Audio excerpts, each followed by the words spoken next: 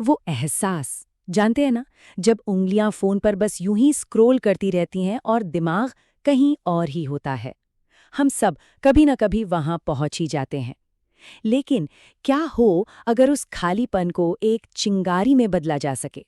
तो चलिए, आज एक ऐसा ही एंटी बोरियत टूल किट खोलते हैं जो ठीक यही करने में मदद करेगा। जरा इस सवाल पर सोचते हैं, क्या हो अगर बोरियत कोई दुश्मन ना हो जिससे हमें भागना है, बल्कि ये बस एक सिग्नल हो, एक अलार्म जैसा, जो हमें जगा कर कह रहा हो कि भाई अब कुछ नया करने का समय आ गया है। इस सफर में हमारे 5 पड़ाव होंगे। सबसे पहले हम अपनी बोरियत की वजह को समझेंगे। फिर कुछ फटाफट वाले क्रिएटिव आइडियाज देखेंगे। इसके बाद जानेंगे कि 1 घंटे में खुद को कैसे अपग्रेड किया जाए। फिर अपने दिमाग को एक नई दिशा देंगे। और आखिर में उस अचूक एंटी बोरियत फॉर्मूले को समझेंगे।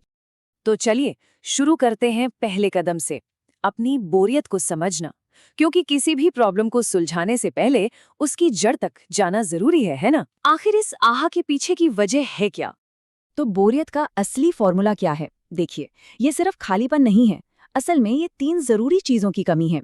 हमारे सामने कोई चैलेंज नहीं है, हमारे अंदर कोई क्यूरियोसिटी यानी जिज्ञासा नहीं है, और हमारे काम में कोई मीनिंग यानी मतलब नहीं है। जब इन तीनों में से कोई भी एक चीज गायब होती है, बस समझ लीजिए बोरियत ने दरवाजे पर दस्तक दे दी। ठीक है, थ्योरी बहुत हो गई, अब कुछ एक्शन लेते हैं। खंड 2, तुरंत रचनात्मक समाधान। ये वो छोटी छोटी चिंगारियां हैं जो एक सुस्त दिमाग को भी फौरन जगा सकती हैं।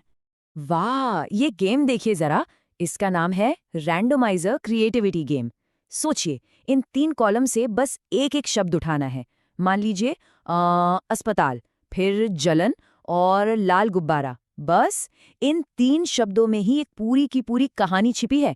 दिमाग को दौड़ाने का इससे मजेदार तरीका और क्या हो सकता है? अब अगर सिर्फ कुछ मिनट नहीं बल्कि पूरा 1 घंटा खाली हो तो क्या? आते हैं खंड 3 पर, 1 घंटे का अपग्रेड।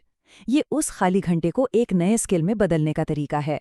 इसका नाम है 1 आवर स्किल स्प्रिंट, और इसके नियम सिर्फ 3 हैं, बहुत आसान।